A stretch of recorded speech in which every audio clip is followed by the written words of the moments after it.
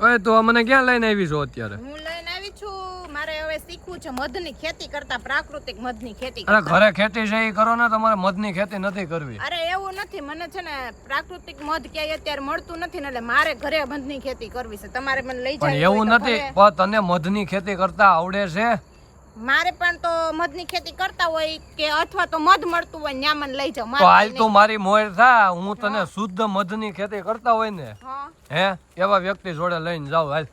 એટલે પાછું શુદ્ધ મધની ખેતી કઈ રીતે કરે ઈ તો શીખવાડશો નહીં તો? ના ના, શીખવાડવું નથી, હું તને શુદ્ધ મધ લઈ દઉં એટલે તું આવી જા. પાકે પાકું શુદ્ધ મધ જ. શુદ્ધ એટલે શુદ્ધ મધ, ગેરંટી સાથેનું શુદ્ધ મધ આવે તો જ તારે કહેવાનું કે શુદ્ધ મધ જ છે એમ. હા, પાછું મારે જાવ હે જાજુ. અરે જાજુ એટલે તારે કેટલું જોતું? કિલો, 2 કિલો, 5 કિલો કેટલું જોતું? બોલ. જોય એટલું. અને શુદ્ધમાં શુદ્ધ અરે એક વેરાયટી ને તું કેટલી વેરાયટી માં મળે એવું છે? હા, હાલો તો ફટાફટ પુગાડો. હાલો હાલ હું તને આ ભાઈ સાથે મુલાકાત કરાવું ને, તો ઈ ભાઈ જોડે વાત કરી લે. હા, મને ખબર છે. બસ બાપા, તમારથી મધ ની હું એકે ખેતી નથી થાય, મધ તો લઈ ગયો. અરે તને ખબર નથી, આ સંદીપભાઈ ઠુમર છે વડાલમાં, અત્યારે મધની ખેતી કરે, શુદ્ધ મધ મળે. તું કરી લે. તું મારી હારે મગજ મારી કરમાં, તું સંદીપભાઈ ને પૂછ, મને નહીં. હવે હું તને મધ લગીને પુગાડી દીધો, હવે તારે જે મધ લેવું ની સંદીપભાઈ ને પૂછ, મને નહીં. હા, તો સંદીપભાઈ માં મારે શુદ્ધ દેશી મધ જોઈએ છે, તો કઈ રીતના કયું મધ છે ને કયું સારું આવે છે મને આપો. બેન, અમે છે ને 15 વર્ષે મધમાખીની ખેતી કરી છે. બરાબર. એટલે હવે તમે કયું શુદ્ધ મધ તો બધા શુદ્ધ જ છે, તમારે શું ઉપયોગમાં લેવું છે ને એ પ્રમાણે બધા મધ છે. અલગ અલગ ફૂલના, અલગ અલગ રોગ માટેના, વજન ઘટાડવા માટેના, કફ શરદીના, કેન્સરના, હા, ડાયાબિટીસ માટેના, અલગ અલગ ફૂલના મધ છે બધા. બરાબર.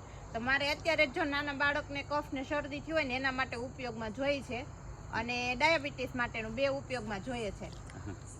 આ તો કઈ આપી દઈને બેન, એમાં શું વાંધો છે? અને શુદ્ધ મળશે 100% ગેરંટી સાથે શુદ્ધ.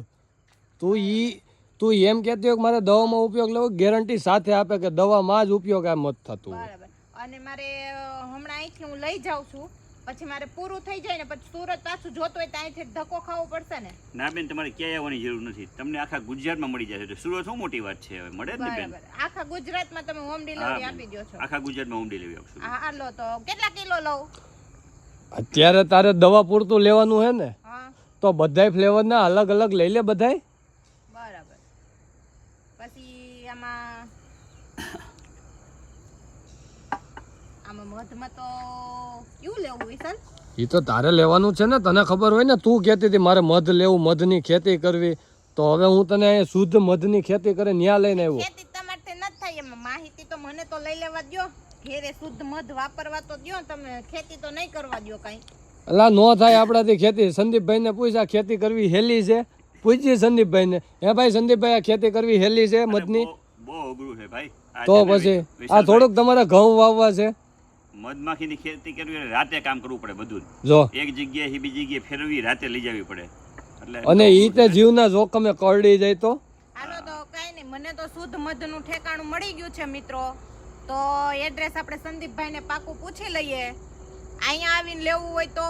અને કોન્ટેક્ટ નંબર એ વિડીયોમાં નીચે મેં નાખી દીધો છે, વિડીયોમાં પણ છે. તમારે ઘરે બેઠા મગાવવું હોય તોય વાંધો નહીં, અને અહીંયા આવીને લેવું હોય તો સંદીપભાઈ તમને એડ્રેસ આપી દે આગળ. અને મારે તો જો લેવાઈ ગયું છે મધ, હવે મારે મધના શાક રોટલાય બનાવવા માંડવા. કાલથી શાકમાંય મધ. એટલે દવામાં ઉપયોગ કરવાના હે મધને, શાક નથી બનાવવાના. અરે શાકમાંય ઉપયોગ કરવું પડે, થોડુંક નખાય 2 ટીપા. હા તો નાખ્યા કહેજો. સંદીપભાઈ પાસેથી મધ મળી જાય એટલે આપણે હવે શાકમાં નાખવાનું ચાલુ કરો. એ તમે બે માથાકૂટ ઘરે જઈને કરજો.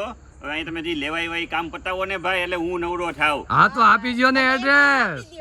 એડ્રેસ આપી દો. હું એડ્રેસ તો એક જ શરતે આપું વિશાલભાઈ. બોલો. જો લોકોને શુદ્ધ જોતું હોય ને તો સસ્તું નહીં મળે. હો, સસ્તું કોઈ દી સારું હોતું નથી. ઈ તો મારો ખુદનો એક્સપીરિયન્સ છે, સસ્તું નહીં પણ સારું આપો. હા, સારું જોતું તો પ્યોર મધ છે, શુદ્ધ મધ છે. અને જુનાગઢ પાસે વડાલ ઇકો એગ્રી ટોક, મધમાખીની ખેતી, eco temple farm, Makhiyala road, Vadal, તાલુકો ને જિલ્લો જુનાગઢ. તો આવડું આવી જાવ ફટાફટ. શુદ્ધ મધ લેવું હોય ને તો અમે તો જો બવણા પેક કરાવી લીધા. સંદીપભાઈ 24 કલાક અહીંયા વાડીએ જો, એટલે ફટાફટ મિત્રો તમે વાડી આવીને મધ લઈ જાજો. એનો કોન્ટેક્ટ નંબર આપણે ડિસ્ક્રિપ્શનમાં નાખી દીધો છે. અને ખાસ કરીને તમે ઓર્ડર આપી દેજો, હોમ ડિલિવરી પણ ફ્રી છે, એટલે ફટાફટ મિત્રો આપી દેજો. સંદીપભાઈની પાસે શુદ્ધ મધ લેવા આવી જાજો. તો ચાલો, શાકમાં ને રોટલામાં નાખવા જ અને અમારે આ ગાંડીએ જો શેમાં નાખવું તારે? શાકમાં. શાકમાં જો ભાખરી બનાવી તો એમાં મોણમાં નખાય અને રોટલીમાં લોટ બાંધીને પછી તેલથી નાખીને તે ભેગું નખાય એટલે સારું રહે. તો પણ મારા માટે ચામાઈ નાખજે ને, ખાંડની જગ્યાએ. આપણે સંદીપભાઈનું સારું હાલે ને તારું સારું હાલે. હા તો હાલો, આજથી મધના બવણા ભરી જ લ્યો, તમારથી ઉપડે એટલે હાલો લેવા. કાંઈ વાંધો નહીં. એ રામ રામ. એ રામ રામ.